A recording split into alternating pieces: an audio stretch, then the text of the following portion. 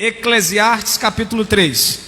Abra a palavra de Deus no livro de Eclesiastes, facinho de encontrar, capítulo de número 3, Eclesiastes 3, versículo 1. Vamos lá.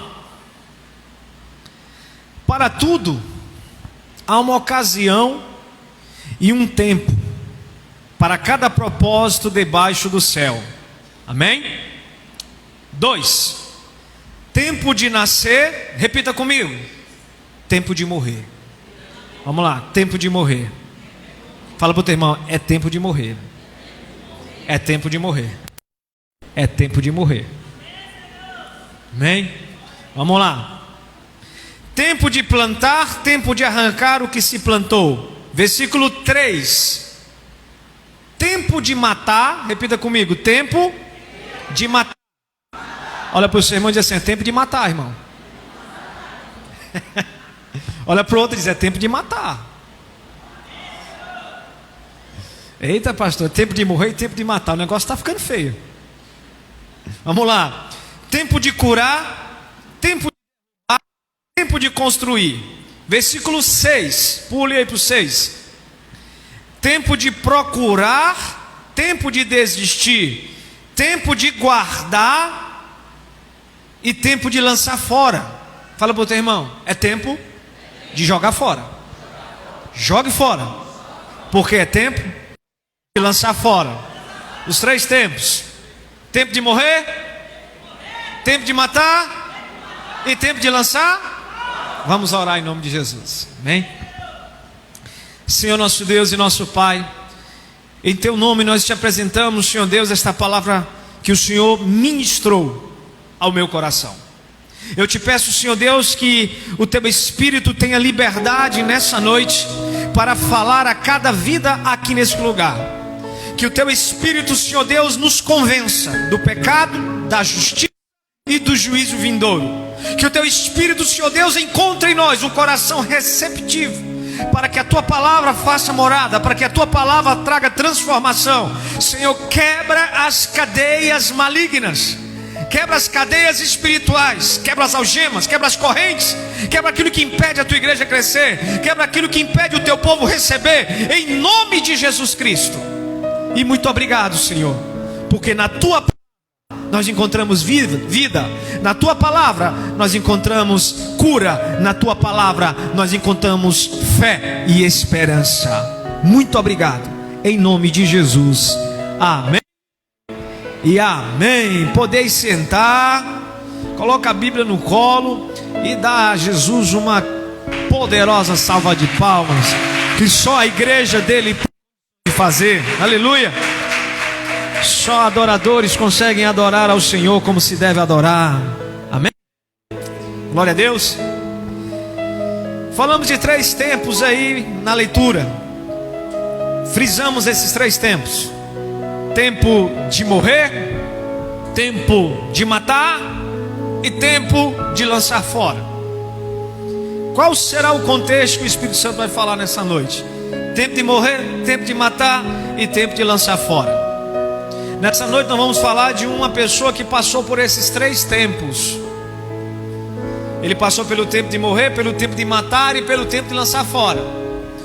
E por ele ter passado por esses 3 tempos, ele viveu o extraordinário de Deus, ele viveu o novo de Deus na sua geração. Você quer viver o novo?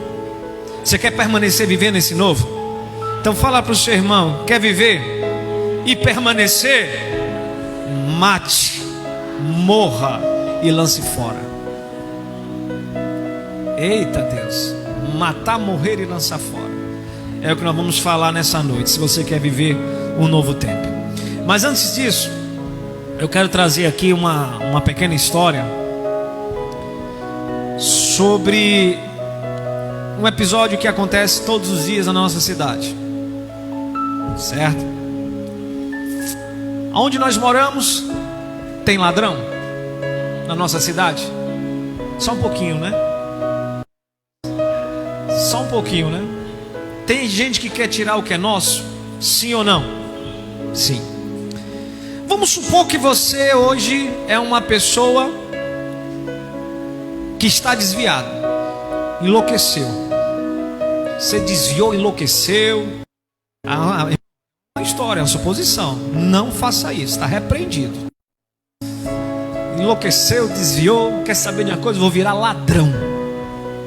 Já imaginou um negócio desse? Sangue de Jesus, né? Aí eu faço uma pergunta para você: aonde é que você gostaria de ir? Onde é que você acharia que terá mais coisas dos outros? Qual você iria? Aldeota? Meireles? Aonde? Aonde? Eusébio? Realmente lá tem. A gente paga a vigilância 24 horas e é cara para morar lá. Mais alguém? Aquiraz? Embasado em que vocês iriam nesses lugares? Porque tem mais coisa para tirar. Não é verdade? O ladrão, ele iria numa casa que tem mais coisas para ele tirar, ou ele iria numa casa que não tem quase nada para ele usurpar? Qual casa ele iria? Ele iria numa casa onde tem uma TV de 60 polegadas, que tem não sei quantos laptop, que ele percebeu que tem muita coisa lá dentro, que tem joias guardadas, celulares. Ele iria nessa casa. A opção de ir nessa ou de ir numa casa onde ele vê que não tem quase nada, qual das duas ele iria? Na que tem. É lógico. Vocês concordam comigo, não concordam? Amém? Glória a Deus. Então vamos lá. O ladrão iria numa casa que não tivesse nada para roubar? Raciocina comigo. Ele iria. Ele visitaria um lar que absolutamente não tem nada para ele levar. Ele iria? Não.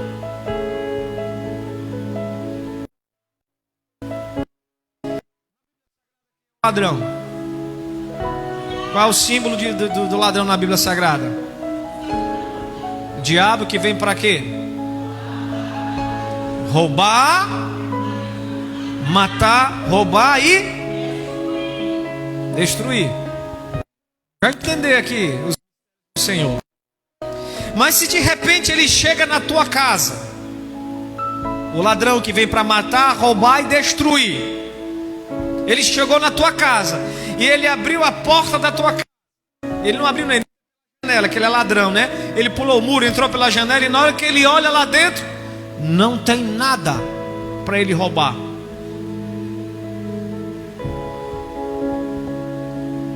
Concorda que ele vai sair de lá extremamente frustrado? Não tem nada para me levar, não tem nada para me roubar, não tem nada para me usurpar. Agora, frequentemente ele entra na casa de pessoas. A casa é você, a casa sou eu. E de repente ele olha para dentro da nossa casa, a casa somos nós, e ele encontra muita coisa lá dentro que ele pode roubar. E aí ele começa o trabalho infernal de tentar roubar aquilo que está dentro de nós. A pergunta é: tem como roubar de uma casa que nada tem? Tem como roubar de uma casa que nada tem? Tem como roubar de uma casa que nada tem? Então, lição que você vai guardar no seu coração: a casa é você, a casa sou eu, e dentro da nossa casa não pode ter nada. Porque se na minha casa, dentro de minha casa não tem nada, ele vai entrar, ele não vai encontrar nada para roubar, para tirar. E como é que eu faço para que dentro da minha casa não tenha nada?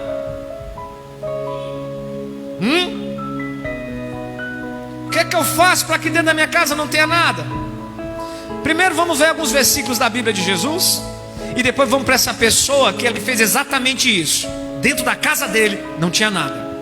E como não tinha nada, o diabo fez de tudo, mas o diabo não conseguia tirar nada de dentro da casa dele, porque dentro da casa dele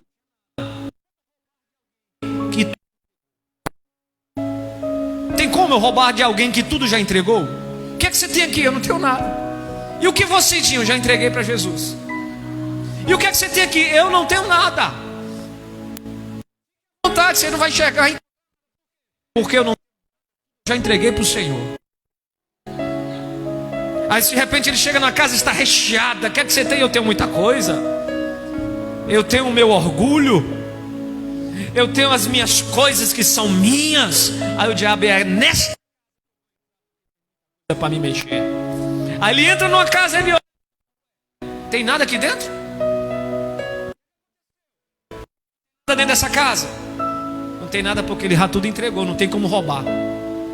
Então vamos entender melhor esse mistério nessa noite? Amém? Lembrando alguns versículos nos bíblicos de nosso Senhor Jesus Cristo. Mateus 7, versículo 13. Como a nossa casa está sem nada. Se a minha casa está sem nada, o diabo não vai roubar o que não existe. Ele não vai tocar naquilo que não existe. Vamos lá. Mateus 7,13. Só lembrando alguns versículos de Jesus.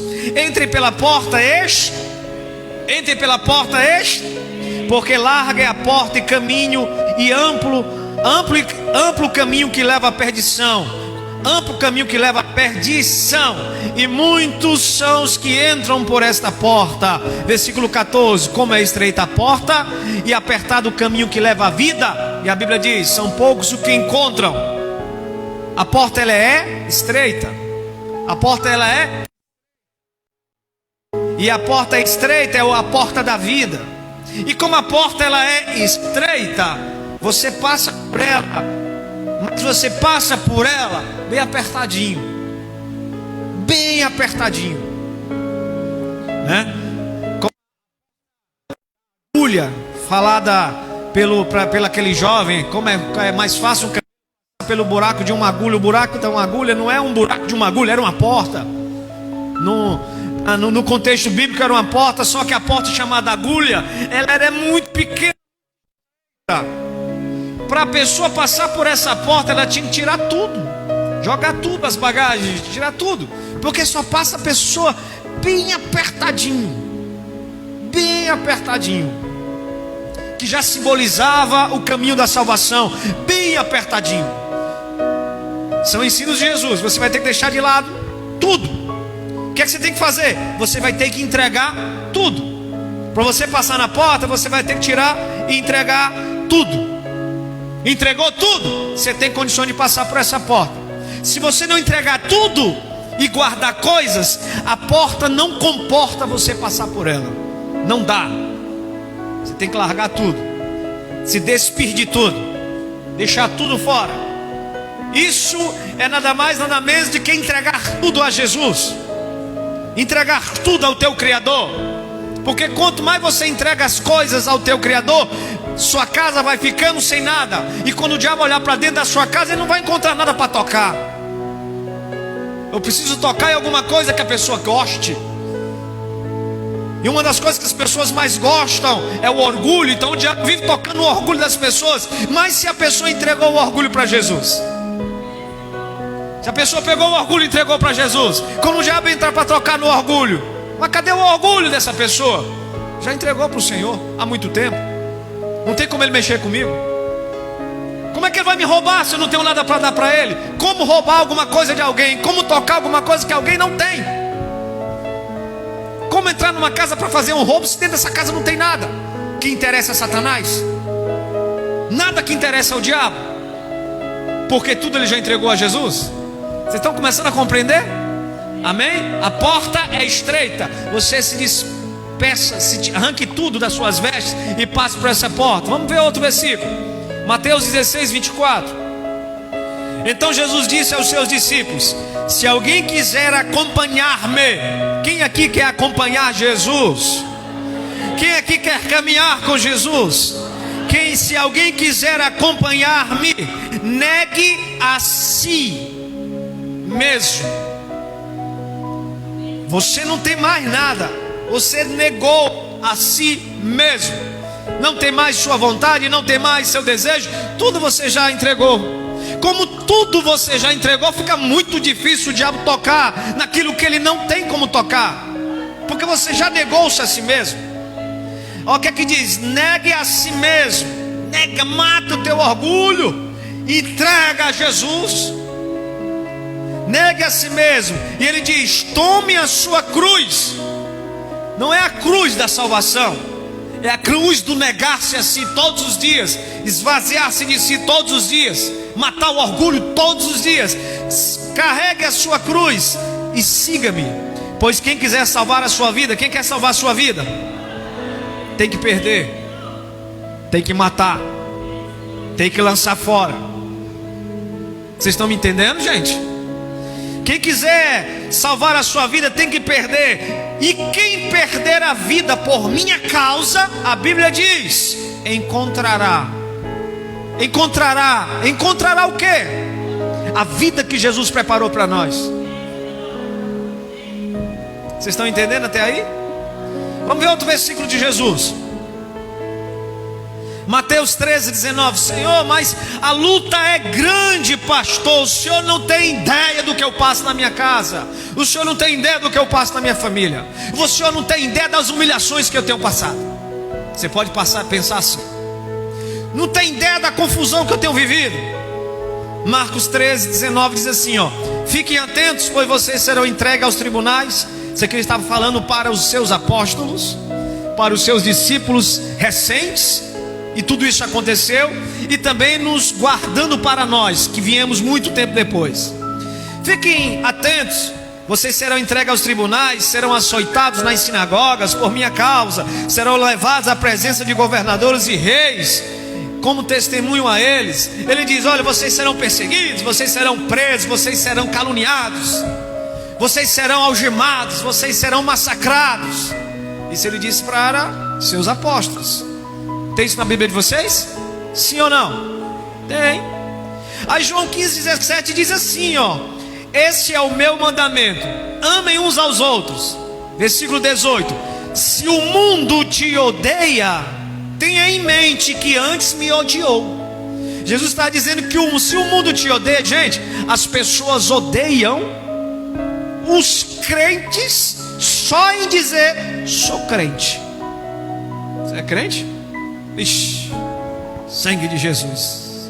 Um crente novo aqui no trabalho, meu Deus do céu, agora pronto. Só falta também dizer que é pastor. Aí pronto.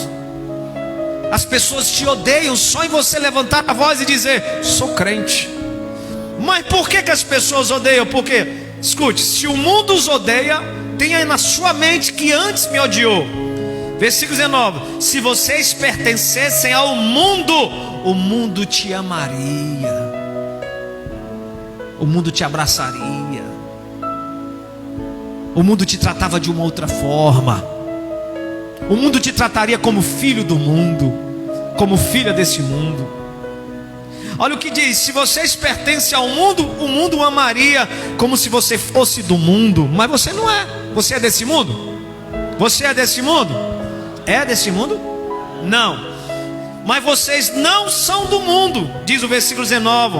Eu os escolhi e por isso o mundo os odeia. Ah, pastor, mas o senhor não sabe como eu me sinto quando eu sou caluniado.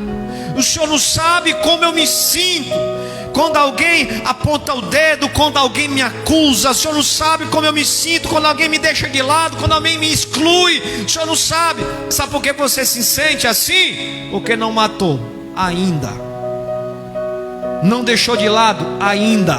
Porque dentro do seu coração tem coisas ainda que o diabo vê. Opa, vou tocar nessas coisas que está dentro do coração dele, que é muito importante ainda. Dentro do seu coração ainda tem coisas, e essas coisas dentro do seu coração fazem com que o diabo entre e toque nelas. Vamos deixar mais claro ainda? Vamos lá? Vamos agora para o homem que eu falei, que o diabo fez de tudo para tocar no coração dele. Mas como tocar em uma casa que não tem nada para ser roubado? Como mexer num lar que não tem nada para ser arrancado lá de dentro? Nada que interessa ao ladrão. Nada. Como mexer em algum lugar que não tem nada que interessa ao ladrão? Então nós vamos falar aqui de um homem que passou por esses três tempos. Ele morreu, ele matou, ele lançou fora. Ele morreu para este mundo, ele matou o seu ego, ele lançou fora as coisas que eram importantes para ele, coisas desse mundo. Vou repetir. Ele morreu para o mundo, ele matou o seu ego e ele lançou fora coisas que para ele era importante. E com isso ele fez com que dentro da sua casa, quando Satanás entrasse, não ia encontrar nada que lhe interessava. Porque não tem como roubar onde não tem nada. Amém? Como tirar algo de quem já tudo entregou para Deus? Tem como, gente? Tem como tirar algo de alguém que já tudo entregou para Deus? Tem? Não. Então vamos lá. Glória a Deus. Vamos para frente. Vamos falar de Paulo, Filipenses capítulo 3, versículo 1. Vamos lá. Vou ler alguns versículos, preste atenção. Não deixa Satanás tirar a sua atenção, tirar o foco da palavra, porque a palavra de Deus ela é cura, ela liberta, ela transforma, ela restaura, ela traz fé, ela traz esperança. Então você fique prestando atenção para que você saia daqui curado, restaurado, transformado, cheio de fé, cheio de esperança. Filipenses capítulo 3, versículo 1. Finalmente, meus irmãos, alegrem-se no Senhor. Escrevo-lhes de novo as mesmas coisas, e não é cansativo para mim, e é uma segurança para vocês. Cuidado com os cães, tudo que eles praticam mal. Cuidado com a falsa circuncisão. Ele estava falando dos falsos líderes. Versículo 3. Pois nós é que somos a circuncisão. Preste atenção. Nós é que adoramos a Deus pelo Espírito de Deus. Você adora a Deus? Você adora a Deus? Pelo Espírito de Deus? Então você é um sinal que você matou, lançou fora e tudo entregou. Nós é que adoramos a Deus pelo Espírito de Deus. Nós é que nos gloriamos em Cristo Jesus. Nós não temos confiança na carne. Olha o que é que Paulo está dizendo. Nós não temos confiança na carne. Confiança na carne não é confiança no frigorífico, é confiança nas coisas deste mundo. Ele diz, nós somos o único povo da terra que não temos confiança nas coisas deste mundo. Se alguém, olha só, embora eu tivesse razões para ter confiança nas coisas desse mundo, Paulo diz que ele tinha razões para confiar. Não tem aquele ditado que algumas pessoas arrogantes chegam e dizem assim, eu confio no meu taco. Alguém já ouviu essa frase? Eu confio no meu taco. Paulo poderia dizer, eu confio no meu taco, porque ele realmente poderia dizer. Vamos saber por que ele poderia dizer isso? Embora eu mesmo tivesse razões, versículo 4, para eu ter confiança. Se alguém pensa que tem razões para confiar nas coisas desse mundo, na carne, eu mais ainda tenho razão. Olha o que é que Paulo está a dizer. Eu fui circuncidado ao 8º dia. Olha só, preste atenção. Eu pertenço ao povo de Israel. Eu sou da tribo de Benjamim. Eu sou um hebreu de nascença. Eu sou raça pura. Isso ele dizendo para os judeus. Em outras palavras, eu sou raça pura. Tudo foi feito comigo. Fui circuncidado, sou da tribo de Benjamim, sou Israel puro. Vocês estão falando com raça pura?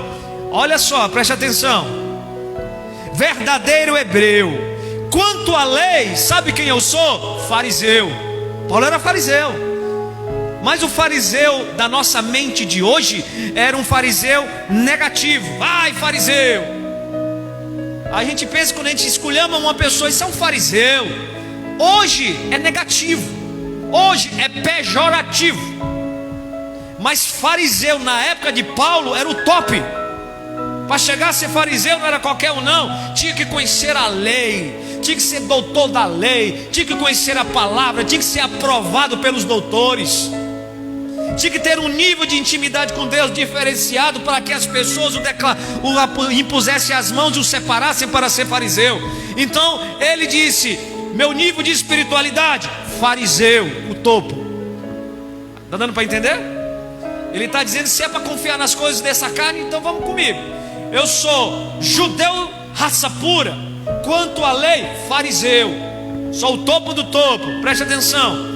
Quanto ao zelo, será que eu sou zeloso com as coisas de Deus? Sim, eu sou perseguidor da igreja. Eu sou tão zeloso com a palavra que eu persegui a igreja. Paulo não perseguiu a igreja? Seguiu. Eu sou tão zeloso que eu perseguia, matava crente, dava dava autorização para apedrejar crente. Um deles foi Estevão, que foi apedrejado até a morte com autorização dele presente. Ele era tão zeloso pela lei que ele não admitia nada que fugisse da lei. E ele não entendeu que Jesus não fugiu da lei, ele cumpriu a lei. Na época ele não entendeu, então ele perseguiu a igreja. Olha só, quanto ao zelo, eu era um perseguidor da igreja. Quanto à justiça, olha só o que ele diz, gente. Quanto à justiça da lei, eu era irrepreensível. Paulo dizia assim: ninguém me repreendia, porque não pisava na bola. Eu era irrepreensível. Paulo dizia: ninguém apontava o dedo na minha cara, porque eu andava na linha. Eu era irrepreensível. Quanto à lei, ninguém poderia dizer tantinho de mim, porque não podia. Eu era irrepreensível. Eu andava em cima da linha, em cima das regras, e eu não titubeava. Eu não era crente em cima do muro. Eu não era crente fraquinho. Eu era um crente que não se desviava. Isso ele estava dizendo que ele era sem Jesus. Ele disse: ó, se alguém aqui pode confiar nas coisas lá do mundo, esse sou eu. E é isso que ele está dizendo, porque eu era tudo isso. Preste atenção, ó. Irrepreensível. Então versículo 7: mas o que para mim era lucro, então isso aqui para mim era coisa grande demais, passei a considerar como perda. Isso era lucro demais. Poucos seres humanos daquela época chegou aonde ele chegou. Poucas pessoas chegou no topo que Paulo chegou. Paulo foi discípulo de Gamaliel, o homem mais inteligente da sua época na área da palavra. Paulo era seu discípulo, estudou aos seus pés, como diz a palavra de Deus. Então, segundo as coisas desse mundo, para ele seria lucro. Mas o que é que ele começa a dizer? Eu tenho que matar, eu tenho que lançar fora. E o que foi que ele fez? Ele começou a considerar isso como perda por causa de Cristo. Se ele tinha alguma coisa no seu coração, ele tinha muitas coisas no seu coração que ele poderia guardar como orgulho, mas ele disse que para mim agora vai ser perca. Conheci uma coisa muito mais importante, muito mais poderosa, muito mais gloriosa, que tudo que eu aprendi para mim agora vai ser perca. Olha o que ele diz: passei a considerar perda por causa de Cristo. Mais do que isso, considero tudo como perda comparado à suprema grandeza do conhecimento que eu obtive em Jesus Cristo. Ele acabou de dizer: tudo que eu passei na vida, todo orgulho que eu obtive, para mim é nada agora, porque eu descobri Jesus. É perda. Literalmente ele matou, literalmente ele lançou fora. Literalmente foi o tempo que ele viveu. E como ele viveu tudo isso, ele foi um dos poucos na Bíblia que foi aos céus e viu coisas inefáveis, porque assim ele escolheu matar a si mesmo. Fala para o teu irmão: tu tem que matar você mesmo. Lançar fora aquilo que o diabo ainda pode tocar. Lançar fora literalmente. Se o diabo pode tocar, tem que lançar fora. Porque no dia que você lançar fora aquilo que o diabo pode tocar, ele não vai mais tocar. Porque quando ele entrar na tua casa, ele não vai encontrar alguma coisa que é de valor para ele. Ele não vai encontrar ódio no teu coração, porque é valor para ele. Ele não vai encontrar orgulho no teu coração, porque é valor para ele. Ele não vai encontrar raiva, ele não vai encontrar inveja no teu coração, porque é valor para ele. Isso é valor para Satanás. Amém?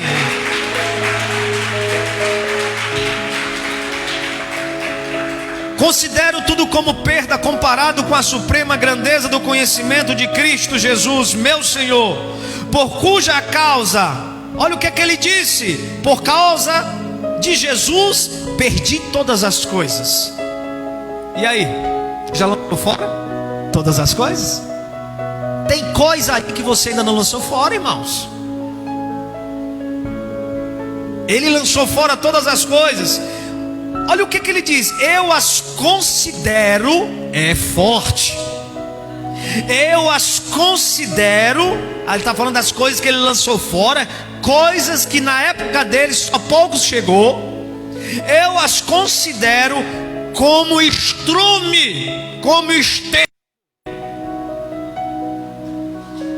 Pergunta pro teu irmão: e aí, você é alguma coisa?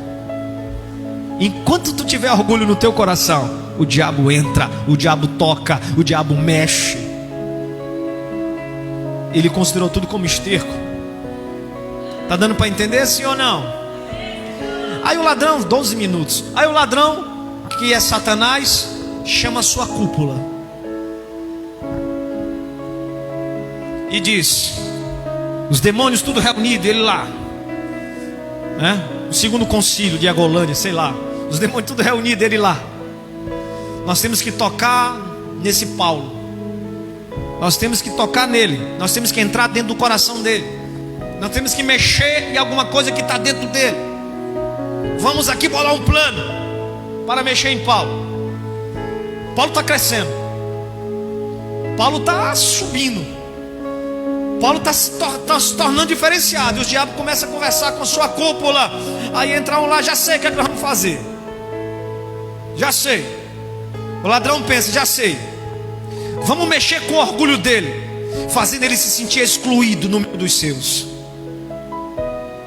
Já pensou, já sei. Vamos fazer ele se sentir excluído no meio dos seus. Na hora que ele se sentir excluído no meio dos seus, nós vamos ver que ainda tem alguma coisa lá dentro do coração dele que a gente pode mexer. Aí eles armam um plano. Atos capítulo 13, versículo 44.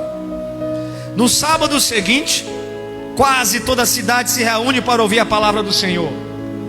Quando os judeus viram a multidão, ficaram cheios de inveja, blasfemaram, contradiziam o que o Paulo estava dizendo.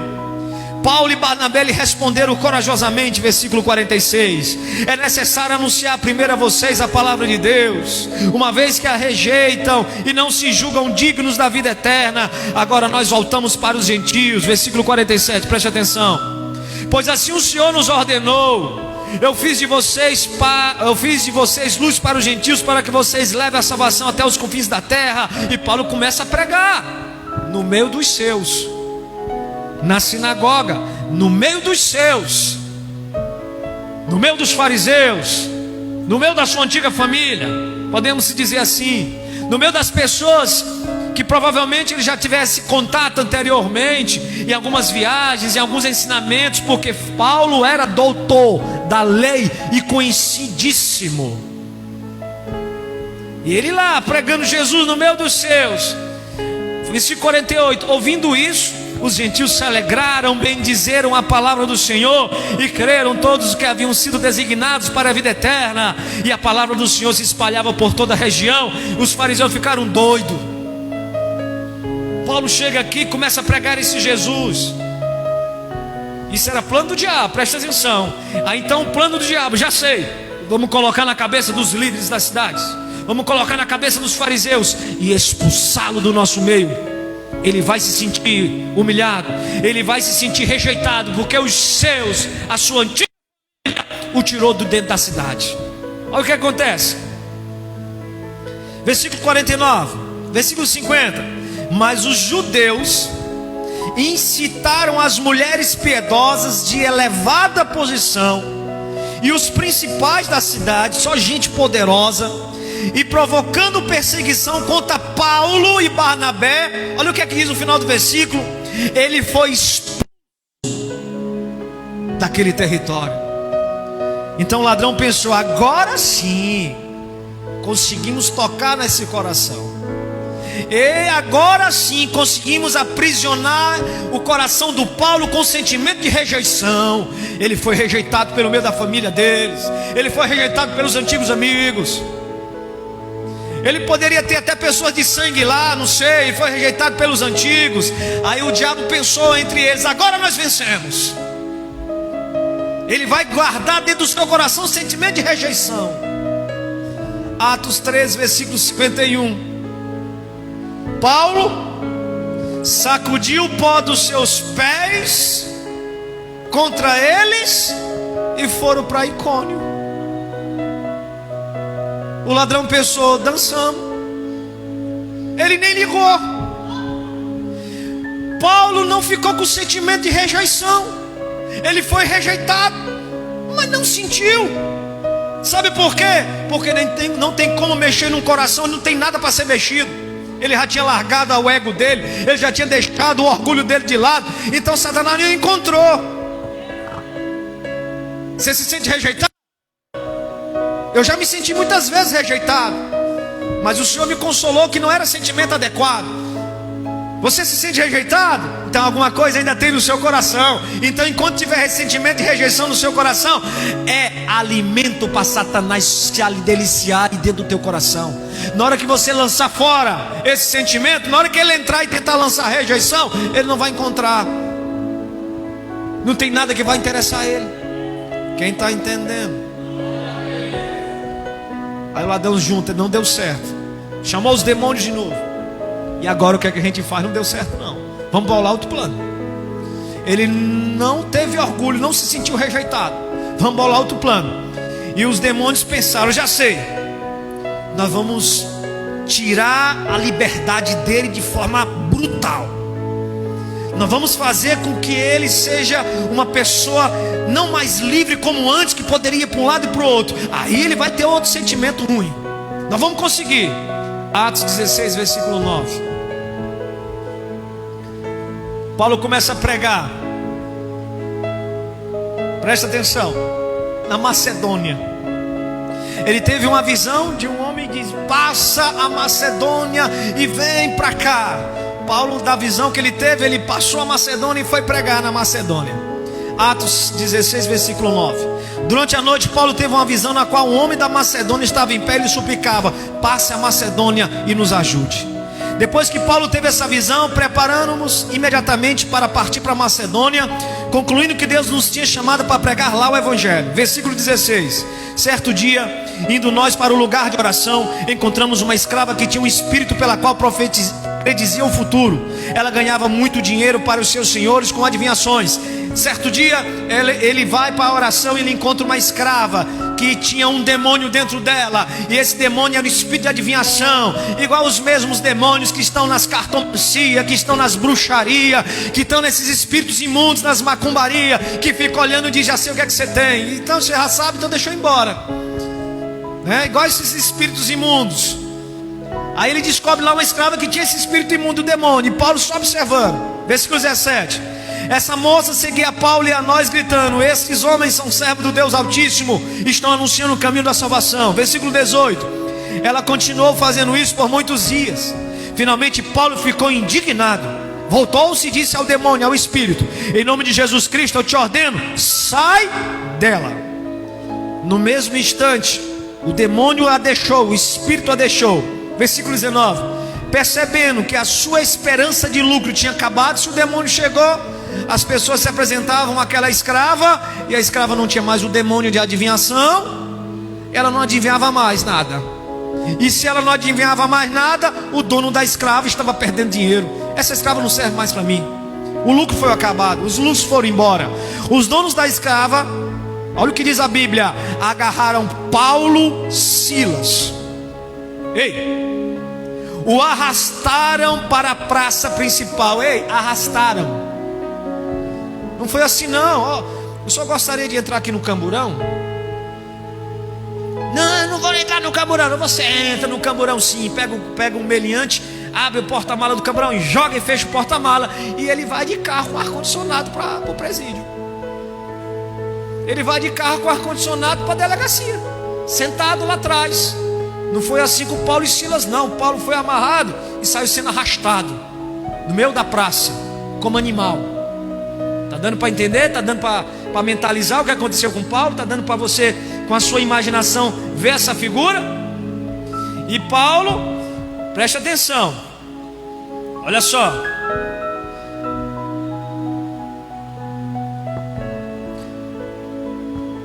Foi arrastado para a praça principal diante das autoridades.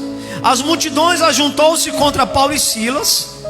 Os magistrados ordenaram que eles tirassem as roupas. Gente, é vergonhoso.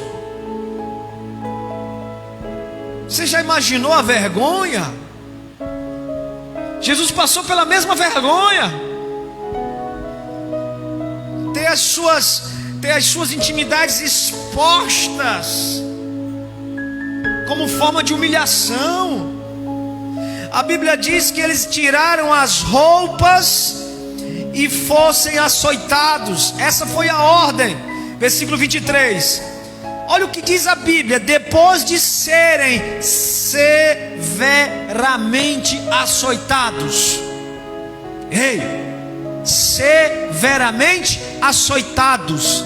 Não tinha lei para protegê-los, não. Não tinha as leis de hoje que não pode dar uma tapa no meliante, não. Eles foram severamente açoitados. Depois de serem arrastados, depois de ficarem nus, humilhados, severamente açoitados, foram lançados na prisão. O carcereiro recebeu instrução para vigiá-los com cuidado, e recebeu ordens. Ele os lançou no cárcere interior, lá no pior, aonde não tinha luz do dia, aonde era podre, fedia, porque não existia limpeza, aonde os ratos andavam, onde as pessoas adoeciam e morriam de lepra, onde as pessoas adoeciam e morriam de toda sorte de enfermidades, lá atrás, no interior, sem ver nada, só uma lamparina provavelmente iluminando. O carcereiro recebeu instruções para vigiá-lo, recebeu ordem para lançar no cárcere interior, e recebeu ordem para prender os seus pés num tronco. Agora foi. Agora Satanás pensou, agora nós mexemos no orgulho dele. Ele não é Paulo poderoso, que expulsou os demônios daquela menina? Ele não é o Paulo, aquele que prega e foi expulso da cidade e sacudiu os pés e entrou na outra cidade? Agora nós pegamos ele, nós arrastamos ele, deixamos ele nu, nós batemos nele, lançamos no cárcere interior, algemamos e amarramos ele no tronco, como uma pessoa, um animal amarrado no tronco para ser abatido. Ele ficou lá amarrado no tronco, ele, Paulo e Silas. Agora você pode pensar, Satanás deve ter acreditado, agora nós mexemos no orgulho dele, agora foi pesado, agora nós conseguimos. Dessa vez nós aprisionamos o sentimento de orgulho de Paulo. Dessa vez nós tocamos na fé de Paulo. Dessa vez nós mostramos para Paulo que Deus não está nem aí para ele. Dessa vez nós tocamos, nós tiramos a liberdade desse homem. Agora sim encontramos alguma coisa para mexer no coração de Paulo. E os demônios começaram a ficar alvoroçados. Agora nós conseguimos. A pergunta é, será que eles conseguiram? Vamos ler o que aconteceu? Versículo 25. Por volta da meia-noite, Paulo e Silas estavam chorando. Paulo e Silas estavam se maldizendo. Paulo e Silas estavam dizendo: agora não tem mais jeito, eu vou deixar de ser crente. Paulo e Silas estavam dizendo: não dá, sou muito perseguido, não dá, Deus me livre de seguir a Jesus. Depois que eu segui a Jesus, tudo deu tudo errado. À meia-noite, Paulo e Silas estavam só reclamando da sua vida. Ó céus, ó vida, ó azar.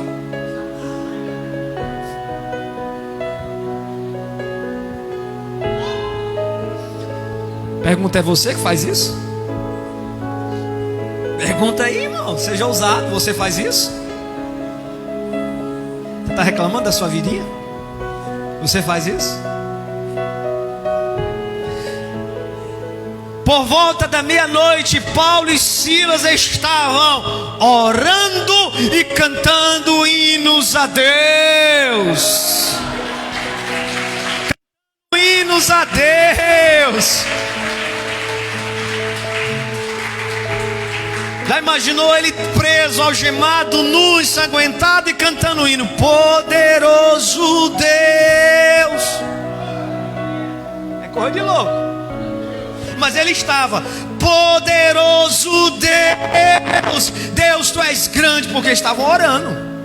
Deus, tu és maravilhoso, Deus. Quem estava ouvindo dizia: é louco. O cara está sangrando, está amarrado no tronco, está nu. Deus, tu és grande, é o Deus da minha salvação, é um maravilhoso Deus. Porque eles fizeram isso? De repente, um terremoto tão violento entrou naquele cárcere, abriu as prisões, as portas foram quebradas, as correntes foram arrancadas.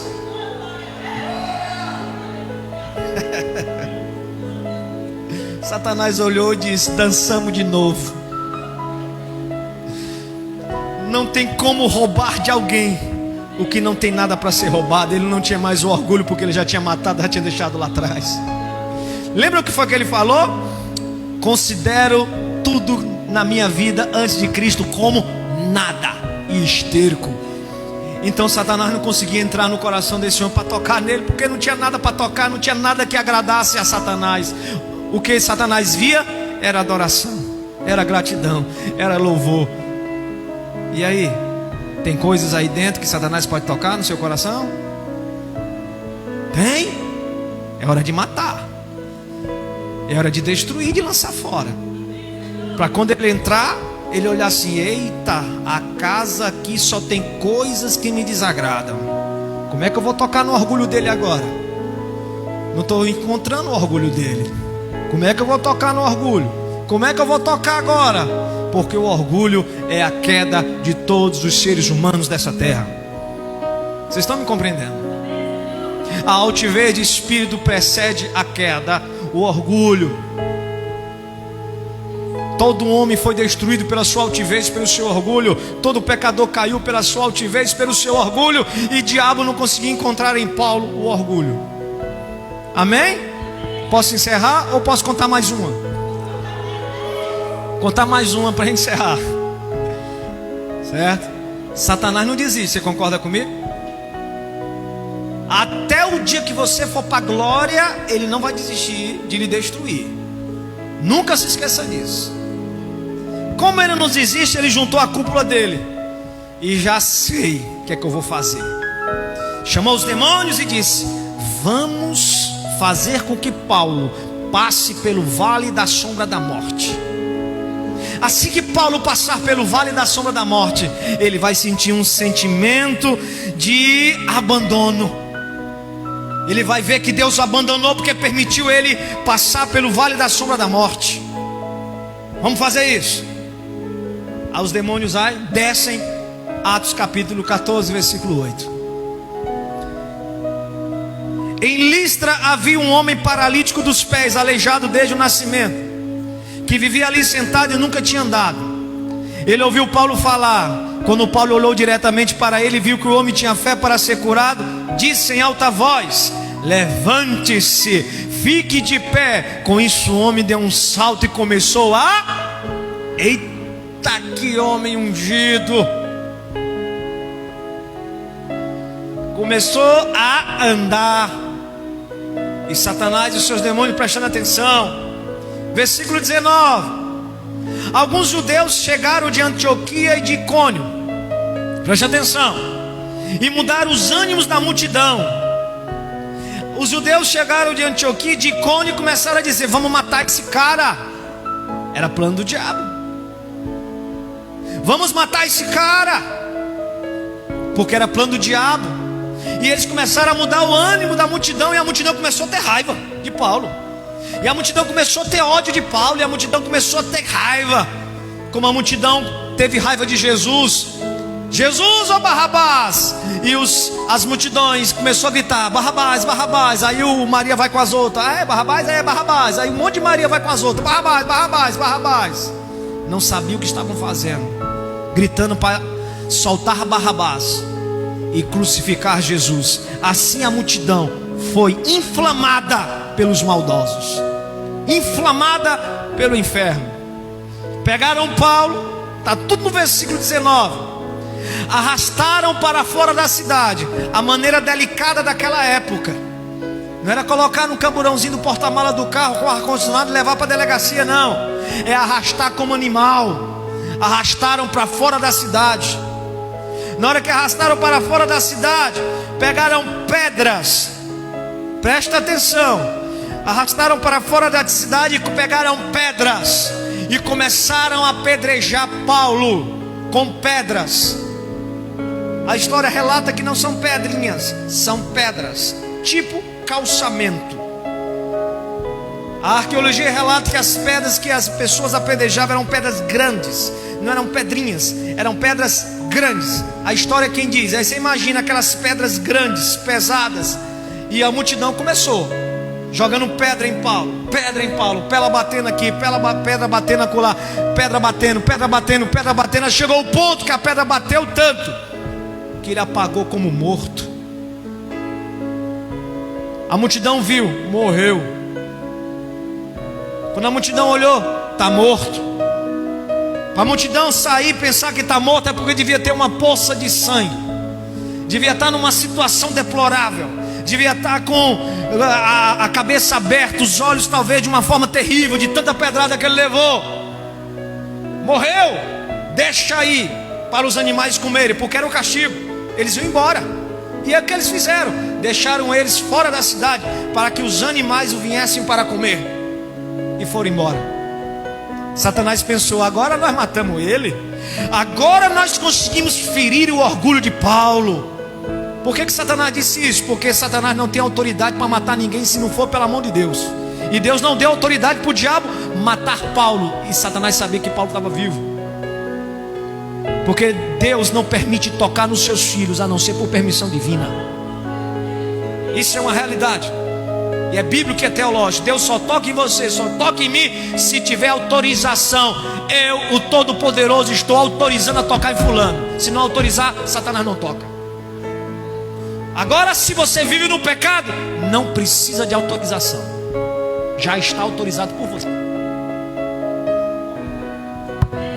Amém? Já está autorizado. Aí os demônios pensaram: agora nós conseguimos. Nós vamos aprisionar Paulo num sentimento tão terrível de abandono, que quando Paulo acordar, ele vai se sentir abandonado por Deus. E agora ele vai largar Deus, e nós matamos o coração de Paulo. Deus o largou, Deus o abandonou. Estou desempregado, Deus, tu me largou. Estou doente, Deus, tu me abandonou. Eu estou passando por um momento difícil, Deus, por que tu me abandonou? Vocês estão entendendo o que eu estou falando, gente? O que o Espírito Santo está falando? Sentimento de abandono. Deus não está vendo? Me abandonou por quê, Deus? Por coisas menores, Deus, e eu, olha eu aqui, Deus. E a pessoa carrega um sentimento de abandono de Deus no coração. Deus me abandonou, não tem mais jeito não. Deus não quer nada comigo, Deus me esqueceu, Deus me deixou de lado. Só em você estar aqui é um sinal da graça de Deus sobre a sua vida, e você não entende.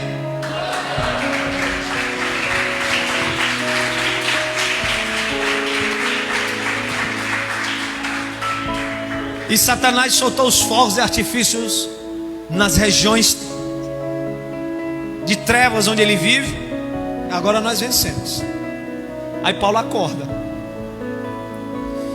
Versículo 20. Quando os discípulos se juntaram em volta de Paulo, olhou aquela situação, Paulo acorda.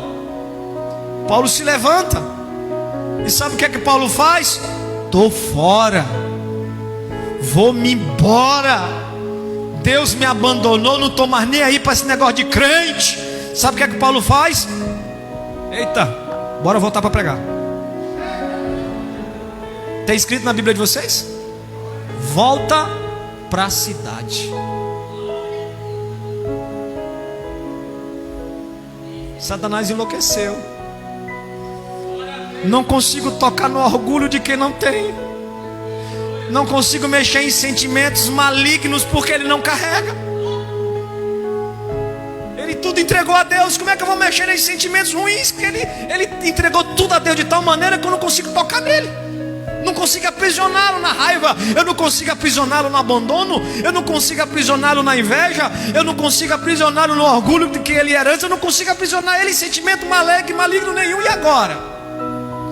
Eu vou ler porque é poderoso. No dia seguinte, ele e Barnabé partiram para outra cidade, Derbe. Eles pregaram as boas novas naquela cidade e fizeram muitos discípulos. Depois que eles fizeram discípulos e pegaram as boas novas, e ele se recupera das suas feridas, olha o que a Bíblia diz. Então eles voltaram para Listra, onde ele foi apredejado. Ele voltou, fez questão de voltar, para quê? Versículo 22. Para fortalecer os discípulos, encorajá-los a permanecer firme na fé, dizer para eles que é necessário passar por as tribulações que ele passou, para entrar no reino dos céus.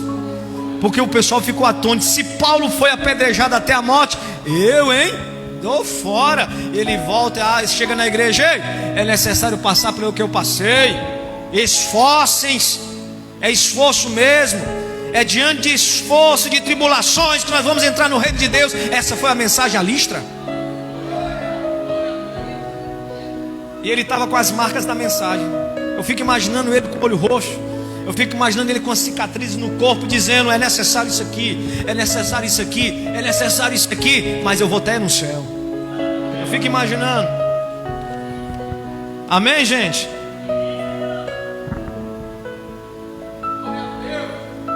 Oh, Deus. Encerramos. O tempo acabou faz tempo. 1 Coríntios 11, 23. Vou ler isso não, vou ler Filipenses 1, 19, para a gente encerrar. Paulo dizendo: pois sei que o que me aconteceu resultará em minha libertação, graças às orações de vocês e ao auxílio do Espírito de Cristo. Aguardo ansiosamente e espero que nada serei envergonhado, pelo contrário, com toda a determinação de sempre, também agora Cristo será engrandecido no meu corpo, quer pela vida, quer pela morte. Porque para mim viver é Cristo, morrer, ele diz assim, é lucro. A pergunta nessa noite ao seu coração: tire aquilo que está dentro do seu coração, o sentimento de lixo, aonde Satanás, que é um sanguessuga, encontra e fica sugando. E fica sugando. Você vai pegar esse sentimento de lixo, vai entregar para Jesus. Depois que você entregar tudo a Jesus, como é que ele vai mexer em você, Satanás? Como é que Satanás vai mexer em você? Se ele entrar aí e enxergar uma casa que não tem nada para ele tocar, como é que ele vai tirar de ti algo que você não tem mais? Eu vou mexer no orgulho dele, mas você já entregou o orgulho, ele não tem como tirar o seu orgulho nem mexer nele. Eu vou mexer na raiva dele, mas você já entregou a raiva que você tinha, então ele não tem como mexer nessa raiva. Eu vou mexer na inveja, mas como ele vai mexer na inveja se você pegou a inveja e entregou para Jesus e não tem mais sentimento de inveja no seu coração? Eu vou entregar o sentimento de rejeição, mas como se você entregou esse sentimento para Jesus, não tem mais nada aí que o ladrão não possa entrar para mexer? Você está compreendendo? Sim ou não? É tempo de morrer? É tempo de matar o que não presta dentro de você? E é tempo de lançar fora todo o sentimento ruim que Satanás fica te escravizando. Fique de pé em nome de Jesus.